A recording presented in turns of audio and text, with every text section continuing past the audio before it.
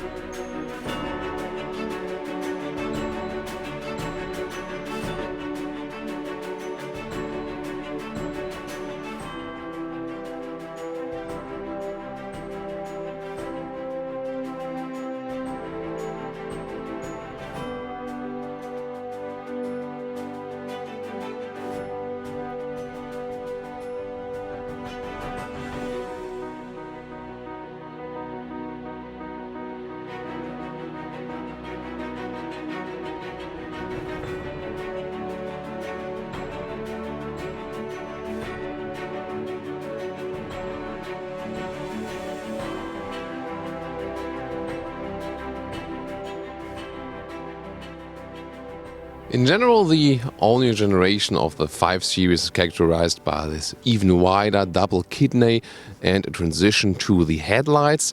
In the M5, of course, the front is even stronger, lower bumper, stronger, bigger air intakes than the black vertical fins. And here, I don't have this closing mechanism for better wind efficiency, because this engine here always needs the full cooling, so the kidney is always open, and the headlights always come with the full LED technology there. Optional, then you can also get the adaptive LED also for the high beam.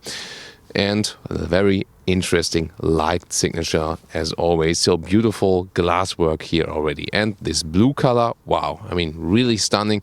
If you look at it in detail, you see different color nuances. 4 meters 94 or 16 foot 2 is the total length of the BMW M5, only available as a sedan, and has this typical classic, rather conservative sedan shape, but of course a lot of forward moving sporty elements. For example, here the M5 badge. Then standard would be 19-inch rims. Those ones here are the optional 20-inch in the black shade, also bigger brake discs in general. Optionally, you can then go for the ones we have equipped here, the ceramic brakes. They save about 23 kilograms of weight. The question is if you really need that. I would advise against the ceramic brakes if you're not using this car on the racetrack, because the ceramic brakes really need high braking power to stay clean and not start squeaking.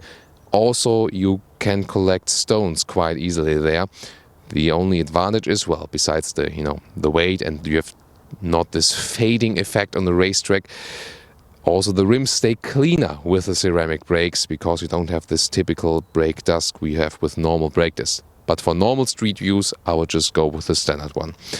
Then door handles have a chrome style contrast on the top part. Very interesting shape from the side mirrors here. You can see it in detail then. And the roof CFRP, or then CFK in Germany, so carbon fiber reinforced plastics. You can also see this carbon fiber look at the very top part. This saves some more weight and gives a more sporty racing touch to that. And then finally, a round shape here at the back of the 5-door sedan. Design line on top of the door handles goes all the way through.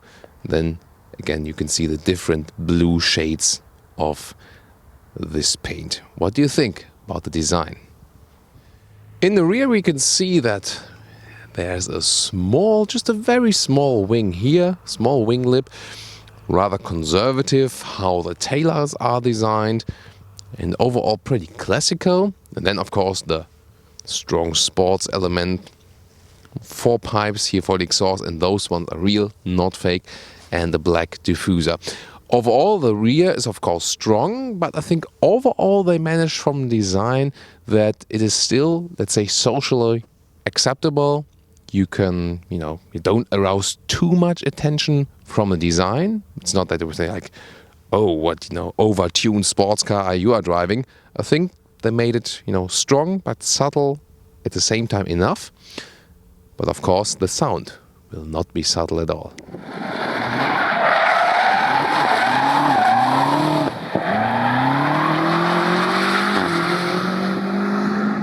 And now what's under the bonnet? Ta-da! With a nice engine cover. It's a 4.4 liter V8 bi-turbo, 600 horsepower and 770 newton meters of torque. And the acceleration figures are 3.4 seconds to 100 kilometers an hour or 62 miles an hour, and 11.1 seconds to 200 kilometers an hour or 125 miles per hour. The latter figure is more like the most vehicles would take to 100. So of course, abundance of power we will also test on the racetrack very soon.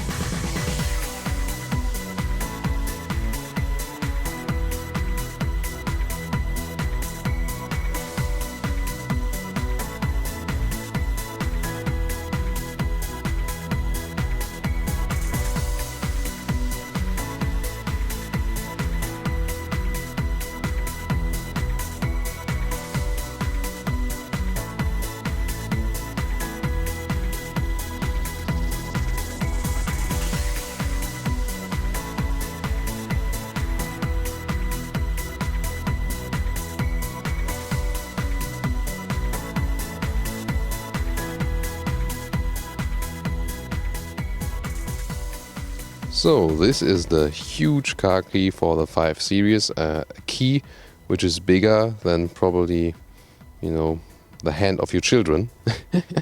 And then you can slide it to unlock and can, for example, do some preconditioning for heating and have some more, timer settings, but also range information. And when you have the check at that option, you can also drive the vehicle like this. We have shown you that in the M550i video. Other than that, just open it or use the keyless entry function. There we go. And the inside, you already have the sporty carbon style decor elements right there. And we also have a bright interior, which is really fitting to the blue exterior, giving it a great contrast. Of course, you can also leave it with the dark interior. Special M steering wheel, which is really asymmetric. The top part is wider than the lower part. It feels a little bit weird, but it still drives very well. And you have those red extra hotkeys, M1 and M2. Those ones can be programmed for your driving habits because there's so much to control, and maybe you at some point find your personal settings you like best for certain situations. Then you can put those ones to the hotkeys. The seats are the special M Sport seats with a lot of side support, especially in the upper areas. They hold you relatively tight. The thing is, only animal skin is available for the M5, whereas in the M550i, for example, you can also get an M package with fabric and Alcantara mix. BMW explicitly decided only to offer animal skin right here. I'm not sure if that's the right decision, because even letting the ethical aspect aside, you slide on this one here so much around, especially when you're on the racetrack. And I've tested it once with same vehicles, with the, with this surface and then with a stickier one, and it's really like with this one here, you get hammered, your knees and stuff. You're not really held tight by the surface. So I think for a sporty vehicle, they should also offer then Alcantara choices. At the moment, you have to go over BMW individual also to get a stickier choice than for the seat, but not from Works. Other than that, the seat form is, although it's sporty, very comfortable. In general, the BMW 5 Series is basically, a comfort being, I would say so, because you sit down and immediately relax. Of course, you can adjust it in all the ways electronically. Even the front part of the seat you can lengthen if you have a little longer legs.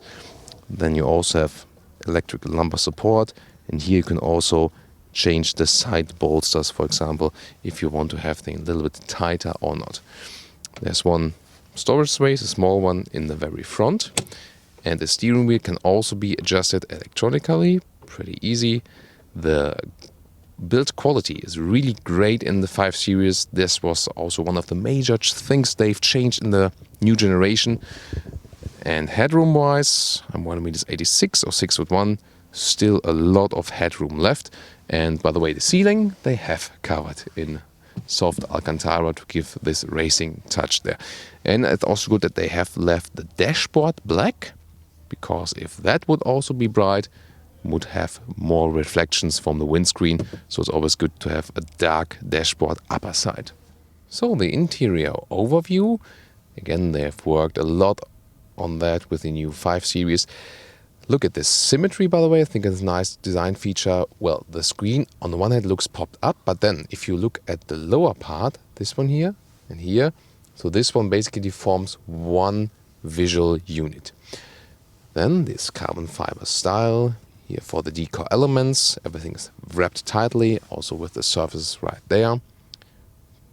From this perspective, you can also see how asymmetric the steering wheel is, that the upper part is really thick. The climate unit is really interesting. You still have normal climate knobs, but then you have this screen here. And if it's flickering in any way, it's not in real life, by the way. Seat heating can also be controlled there, so this is, well, pretty fancy. Not even sure if it's necessary, but it looks nice. It has been introduced with the 7 Series. Here, by the way, still a normal CD or DVD player. You can also have a lot of buttons right there. Would you still like to have that, or would you say that this one can be left out? By the way, if you wonder about this button right there, this is to activate or deactivate the different assistance systems. Usually, of course, for city driving, it's best to leave them all on for most safety. And soon and more to the digital instruments, and also a detailed shot on the infotainment system. So let's look over to the instruments. They are somewhat 3D and real, this part. Quite neat design, but on the inside it's all digital. Then when you change, for example, the driving modes, you will also see that there. By the way, there's also a rear differential lock available than in the two-wheel drive mode. And you can also see some more modes here, because you can change the throttle input, how sporty you want to have. You can change the adaptive suspension, how comfortable or sporty you want to have it, and also the steering characteristic. So all individually to choose. Is it too much to pick? What do you think? Or would you like to have so many possibilities? Infotainment in detail? Well, after about 15 years, Mercedes and BMW decided that touchscreens are a thing. Wow, amazing. So finally in the 5 Series you can also use it by touch. Still with the normal controls, with the turning and pressing button. But other than that, now also touchscreen is available and you can connect your phone via Bluetooth. That's possible. That's also possible to use the Apple CarPlay function, even wireless. That's special for BMW. Then the GPS, let's take a small look right there. Pretty responsive, really fast in the reaction. I like that. And going back to the main menu is always good with the hotkeys then. And then you have vehicle info. Well, that's and just driving around here for static. We'll soon also test what's the real consumption on normal street driving, of course. And what else? Well, media, radio. That's the overview right there. We can go to the vehicle information, because here we also have the M setup, for example. There you can configure your M hotkeys at the steering wheel. What else is interesting? Well, if you press the ESC button once, then you get to the M dynamic mode.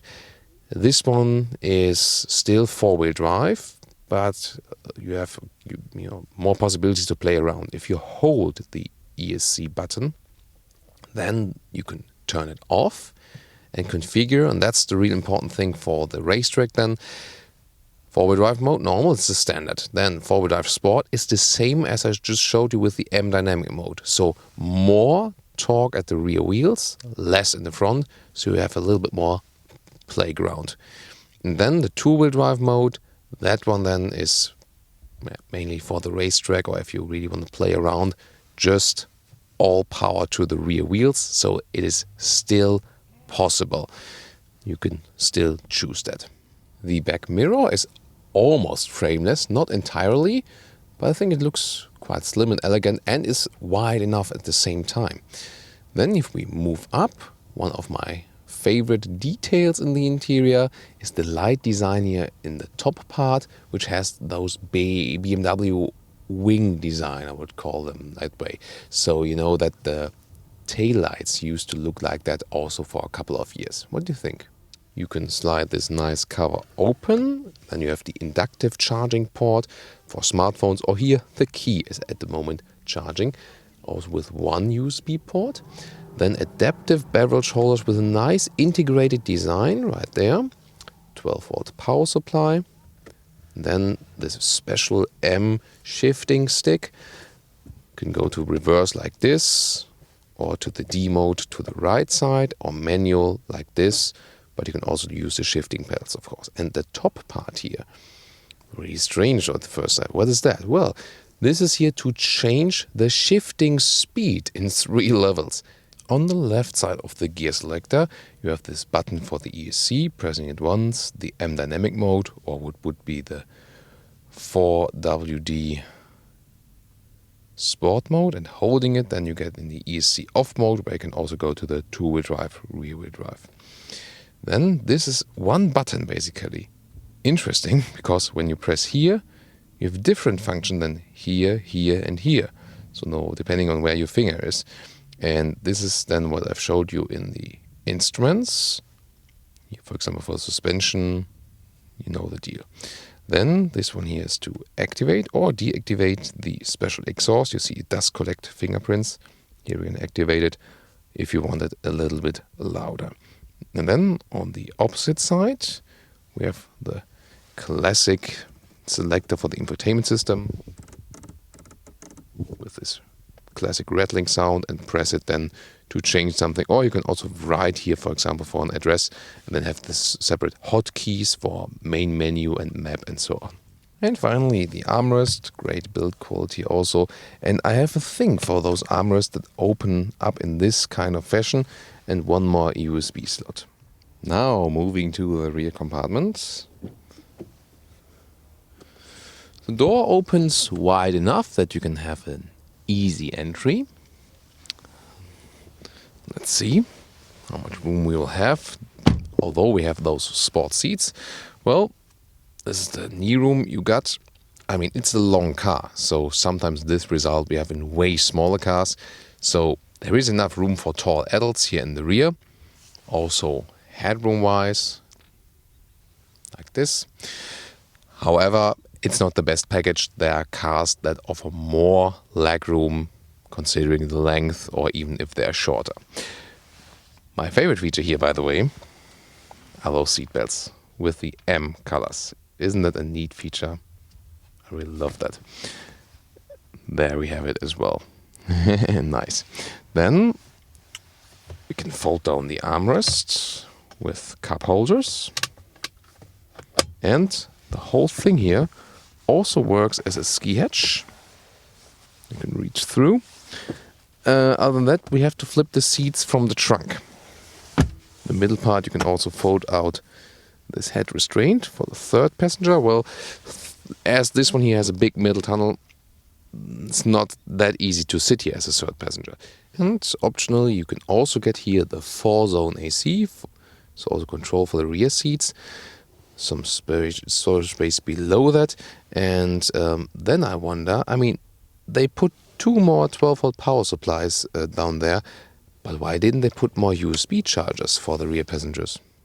And now to the boot area. Electric tailgate. Here we go. Of course, a sedan is always somewhat limited. Here in the side parts you have some smaller storage space, for example, cabin trolley to display how long the trunk actually is, so you can store a lot of stuff still, although of course the opening is somewhat limited. And here in the top part you can release the rear seats, and here then you have to go around to flip those like this. The ski hatch can be flipped separately if you want so. And that's the setup you have here. So you can also load through longer things, or just to show you again, like this up, and then the ski hatch can be done from here as well. Hello.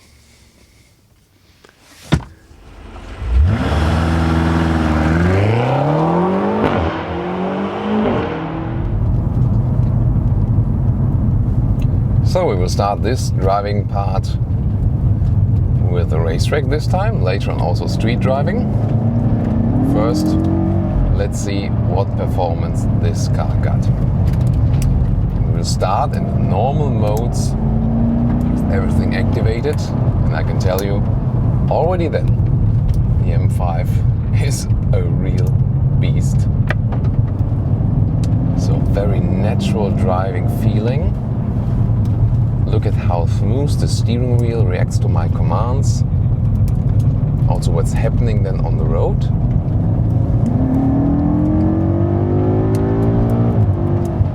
And of course, listen to the sound. 150 kilometers an hour now, 170. So next corner is a left long here in the Estoril circuit. Also used to be a Formula 1 circuit in the past. Here we go. Wow. What a handling. And I mean, it's still a relatively heavy car. But of course the great handling makes up for it. And of course the sporty suspension, hardly any tilting at all. That is very well to control. And I mean, this is the thing also, that even in a normal driving mode, which you can just use on the road, it still behaves that sporty that you can use it on a racetrack. Of course, what it's missing here a little bit is the accelerating out of the corners, as I have the gear select, let's say, a little bit wrong for the racetrack, but I can adjust it. So now let's put the gear select a little bit different. So those 3 different shifting modes we had earlier. Wow, this is really pure traction here in the corner. Now let's shift a little bit differently. And we'll fold straight, 200 kilometers an hour, 125 miles an hour.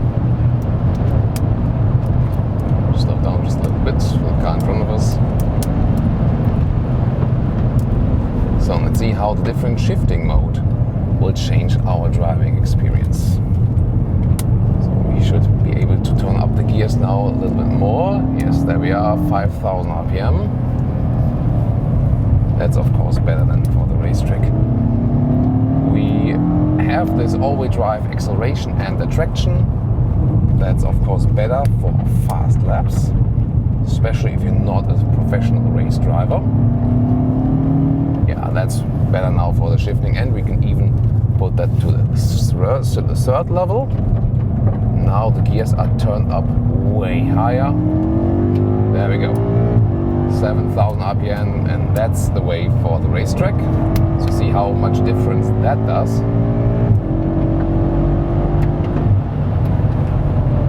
Now the brakes, wow, those carbon ceramic brakes, they never change their habits. They always stay strong the same way. Here we go. Now we can accelerate out better.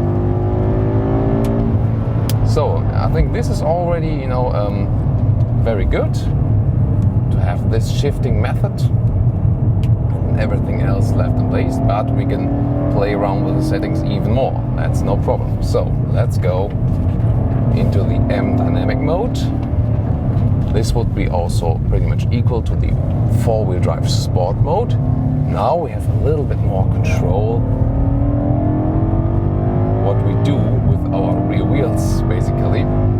So you would say you have less control if you think about safety. But here you can see, for example, you can slide out the rear just a little bit. And I think this is also then the mode which I can recommend if you want to play around a little bit, but you're not a super professional.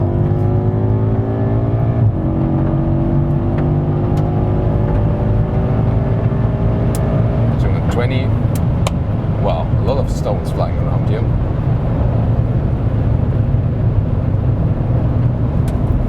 Now again, hard on the brakes. I love this chicane here. A lot of G-forces are applied. And you see, sometimes now when I'm at the exit of the corners, I mean, to drive smooth and fast, you would actually not slide the rear out. But if you force it, then here with this mode, you can already have some less traction at the rear, and then you have to counter steer just a little bit. You've maybe also seen the launch control earlier. We did it once in the four-wheel drive sport mode, like now. Then we had a little spin at the launch control, and we once did it in the full four-wheel drive mode, and then there was no spin at all. So that's also the difference. And of course those big action shots we showed earlier, and you know the donut on standstill, that was done then with the two-wheel drive mode, because you still have that possibility to go all the way with the two-wheel drive if you are really an expert. However, if you think about 600 horsepower just on the rear axle, you really have to know the stuff you're doing then. Also, we can change some other settings, for example, the suspension into Sport Plus. Then we have even more tilting traction, let's call it that way, so the suspension is even a little bit stiffer. And we can also not do the automatic shifting, we can also use the shifting pedal seat, go down second gear. So, yeah, we do another round. That's all. Safety instructor. Yeah. Tempo is okay. So let's go further, shift ourselves, plop, and plop. So you can always do that as well. Whoa, what was that? Was it our tire? Is the tire already blown away? So there seems to be a lot of dirt on this racetrack actually. So you can shift down yourself if you like. You know, at some point when you get too high in the RPMs, the car will still shift up. You can also do it yourself. For example, in the launch control, the car does shift up yourself even if you are in the manual mode. And last but not least, when we hold the DC button, It's of course not too good to do it while driving than to go to the two-wheel drive mode. To be able to do that while driving is actually also possible that you set this on the hotkeys. Then you're also more in control, of course. So then let's close up with the rear-wheel drive.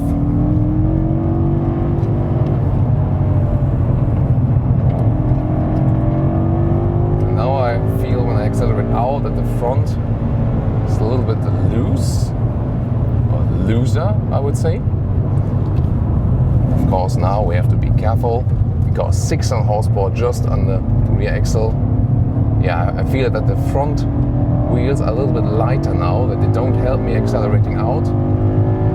Of course, there's still so much power available and a lot of traction here also on the course. A lot of grip on this terrain. More difference makes it, of course, if you really want to play around and not keep the highest speed. For example, this corner here was where we did those power slides earlier. And if you apply too much of the throttle, for example, you feel the rear is getting light, and if I would just turn a little bit more inward and then apply throttle even more, this car totally breaks out with the rear. And the thing is, really, you have to be careful with it. As long as there's a lot of grip, you don't feel too much difference actually, but you have to be very careful. And I can just stress it again. If you use too much throttle in the two-wheel drive mode, a little bit too much of steering wheel input, it will definitely kick you out, and you really have to know what you're doing. And I think the race trick driving, and also when we did some hooning stuff earlier, really showed why have they had this decision for the normal street driving mode, going for the all-wheel drive, because it's really hard as a non-professional to keep the 600 horsepower under control just with the rear axle.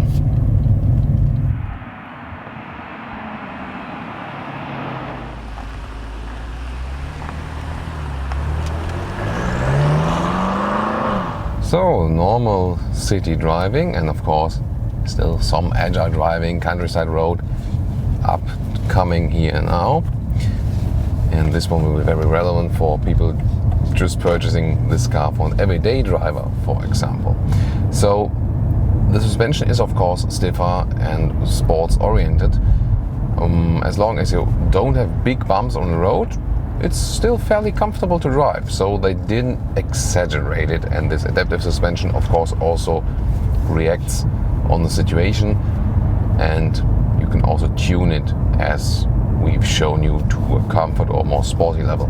At the moment I've left everything in automatic first, on the most comfortable part overall. And the only thing when you realize it, when you for example go into some potholes, or when you know the covers of the sewage system, when you run into them, that hurts a little bit. Yeah, I'm running over them.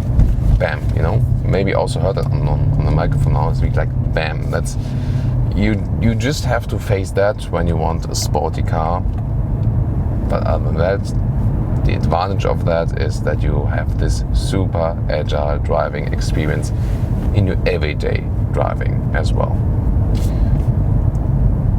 So I think we have to get a U-turn soon. That will also be an interesting solution then. Steering wise, when you start in normal comfort mode, it's also really easy to steer. You don't need too much power, so you can still drive this car very relaxed. If you're also in the normal driving mode, you hardly hear anything from the engine, just cruising, really rather comfortable. On a long-term run, those sport seats, they are really stiff, so they're not that soft as the other normal seats. So they don't offer so much long-term comfort. You have to face that, of course. If you want to take a step back, then for example the M5 F50i would be a solution. Also engine-wise, of course, it already had a lot of power. And this one here, of course, even more. So even in city driving, we can change the different driving modes, see how they changed everything here. First I go on this roundabout, and then it's really so effortless to steer this car here around. It really drives like on rails. Wow. And that is so much fun. That brings you the joy in your everyday driving life. So that's also what this car is mainly about, because you're driving on the racetrack will probably be a little bit less often than just driving, for example, here, or being stuck in traffic and so on. The overview, by the way, is for a big sedan not too bad, as the mirror is quite big. Also the side mirrors, which have this design function, work pretty normally. And to the rear, of course, you know, they have the sedan back, but the visibility also to the sides, due to this rather classic build, is still somewhat okay. So, if we, for example, change the suspension here to Sport or Sport Plus, doesn't make any sense for the city driving, but you do feel that now. It's like a pop, pop, pop, pop, pop, pop, pop. And now going to this Suge Systems covers, then you could feel them even harder.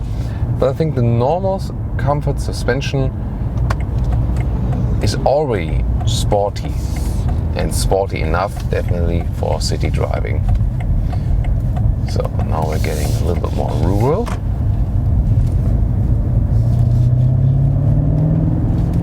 Even if you're in higher gears in comfort mode, as soon as you hit the pedal, it goes forward so smoothly. So it's really like it feels linear. Wow. And so effortless and sovereign again. The pure driving machine for sure in this segment. I really like the E43, by the way. Even better than the E63. I'm not exactly sure driving wise. Well, the M550i was really a very well balanced car. However, those ones here are not so different weight wise. With the E43 and the E63, there's a bigger difference weight wise. So I felt the E43 had a better balance than the E63 actually. So sometimes less is also a little bit more. Here again, I mean, you have some stuff where you can even save weight here, like with ceramic brakes or the carbon fiber roof.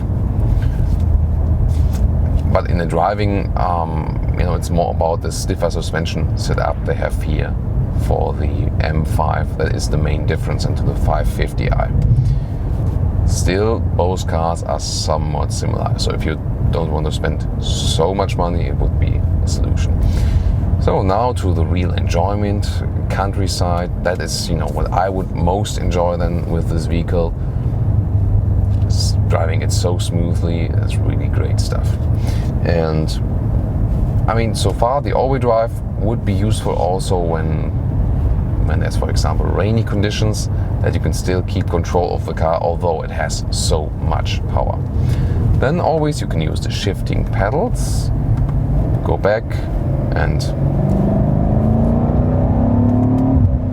wow, of course shift up, have this plop from the exhaust. You can also, say, save my neighbors here, go a little bit less loud, but still, but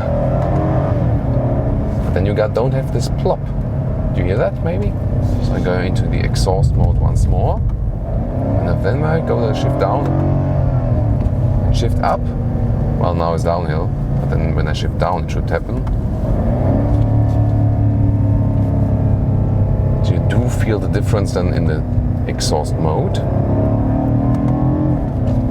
I got a little bit, just a little bit. Oh, some other guys filming here. It's a really nice road they have. Well, what about the shifting characteristics if you leave it on auto mode?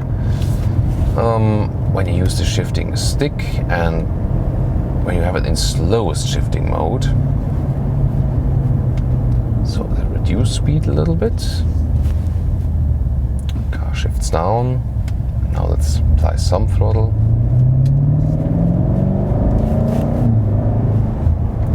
felt pretty quick to me. But now we go to the quickest shifting mode.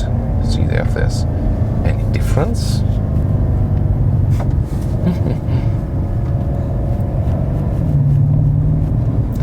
So reducing speed, know what's behind us, know what's in front. See how the shifting reacts there.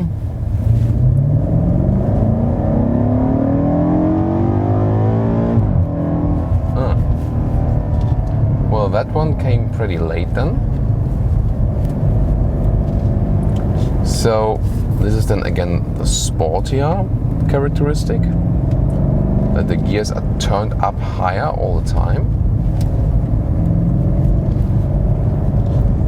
And so, I mean, you could basically drive everything here in third gear. See how the RPMs are turned up. So this then is the basic difference. Of course, when you drive more around like here, it's maybe even a little bit more comfortable to go with level 1. The gears are turned up higher a little bit. You still have always abundance of power.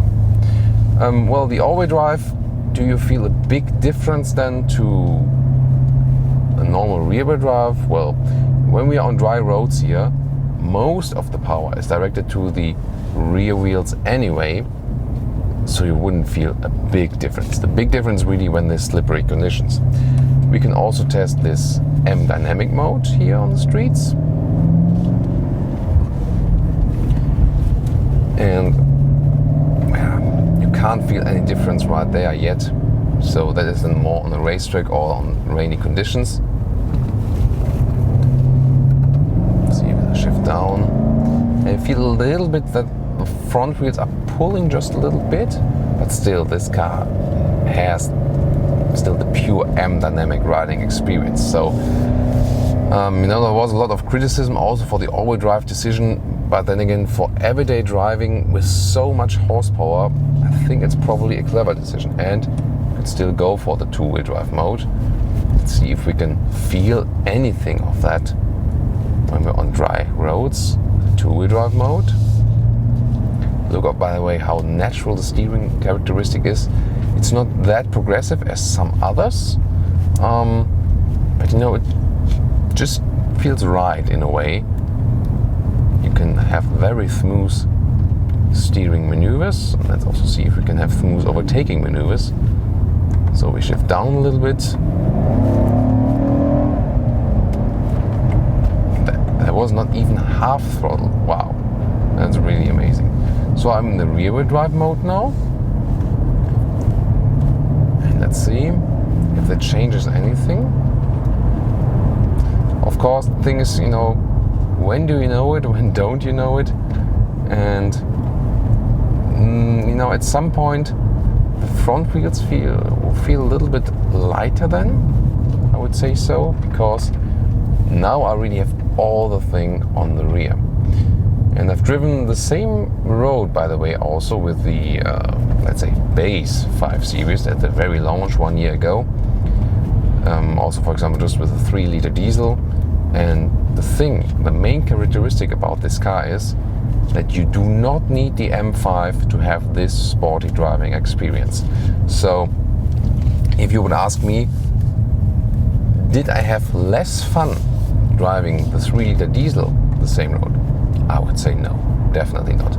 On the racetrack you will feel the difference, but street driving, I would easily go also with the 5 Series base model and still have the same amount of fun driving it. And I think that really speaks for the car. So for example, when you take a Mercedes E-Class, there the base models are, especially when you take the air suspensions, really set on the very comfortable turn, very soft and hardly sporty, and then you have a big difference to the AMG models. But the BMW ones, they start already with a sportier setup. Here, of course, on those cobblestones, whoa, that's the part where the base models have a big advantage then, because this is rather uncomfortable in the M model, even if you are in the in the comfort mode. So bear that in mind. You have to love this. Whoa.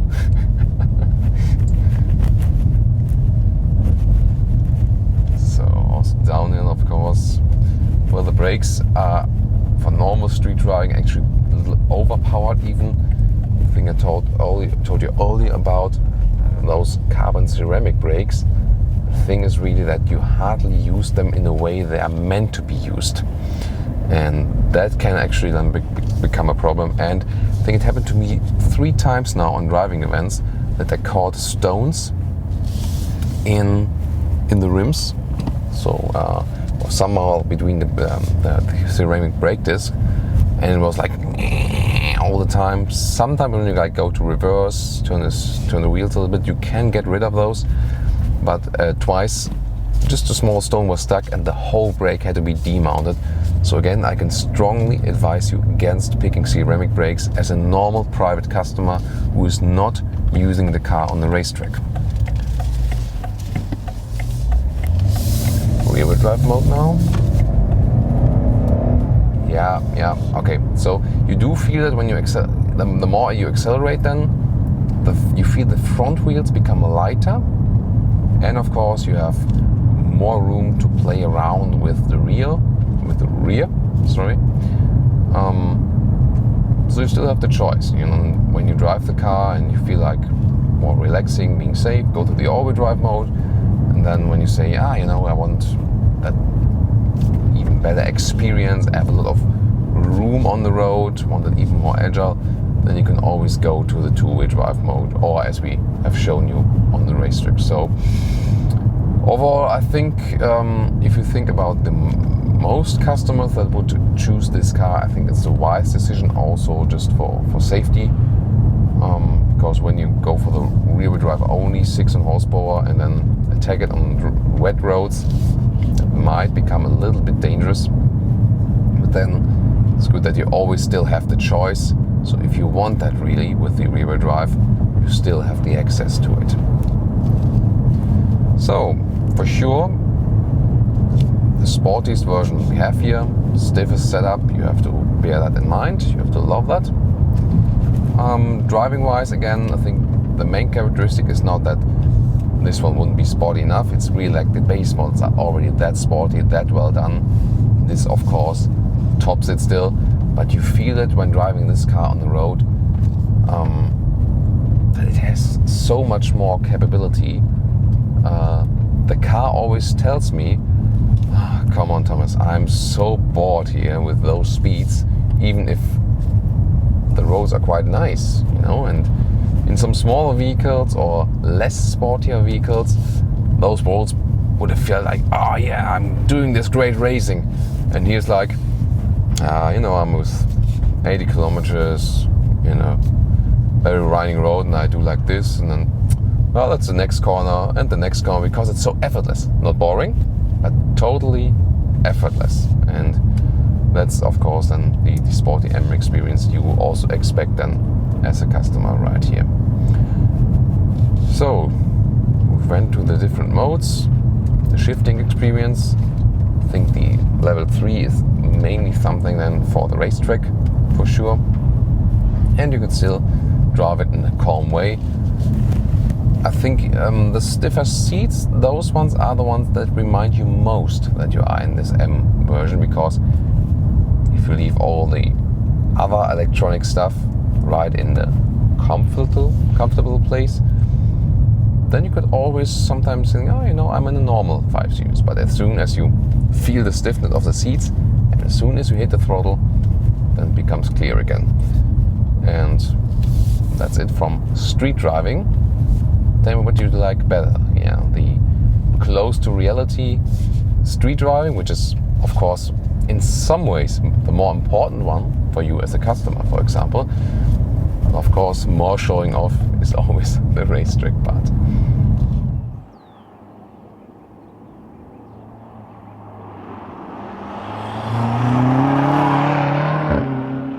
And now to our conclusion for the BMW M5. Well, what a day. The car is still cooling down behind me after our hot laps on the racetrack.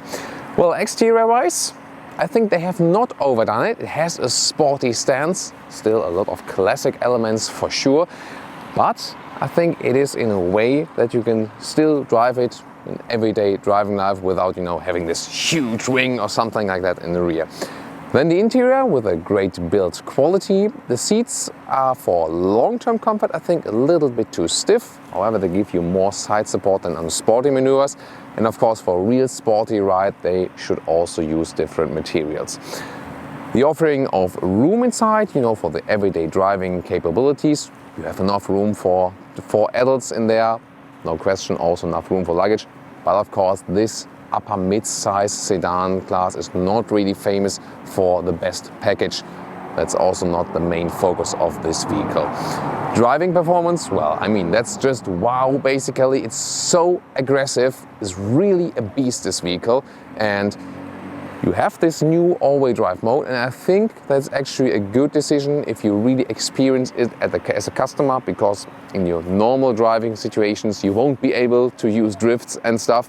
And then you're a little bit safer than with the all-wheel drive because it has so much power. And I've driven a couple of 100 cars and also on really a lot of racetracks all over the world. And I must say this one here in the pure rear-wheel drive mode was actually one of the hardest to control because it's really a beast. And when I then think about that, maybe some people buy the car that have even less experience. I think this is also the reason why they went for this 4-wheel drive solution, because it can also be very dangerous, this vehicle. You have to bear that in mind. So if you buy one of those vehicles, I can just advise you, take some of the driving instructor lessons, and BMW M also is offering that. They have special programs, and a lot of people are actually using that, and then also use it for meetup and chat, and it's really good experience to have fun both and have another security or safety experience, which then also helps you to drive the car in your everyday life. So I would look forward to your feedback. Are you maybe also a BMW M or especially a BMW M5 customer? Then share your experience in our comments section. Would be really looking forward to that. And if you ask yourself, well, M5 or maybe just a step back for the 550i, then I can also say the 550i, of course, you save a lot of money. So the base model, 45,000, M550i is about 80,000. This one here, 120 base, as we saw it here today, with a lot of extra, 150,000 even. That's of course really expensive. So the better price performance deal is of course the 550i, a little bit complicated. And of course it offers you a little bit more, calmness also in everyday driving life, although abundance of power and just about a second slower to the 100 sprint. So the thoughts about that, because you had those questions earlier today. And of course, now the car is finished with cooling down. I will cool down now myself, and I'll see you at our very next episode. Thank you so much for watching.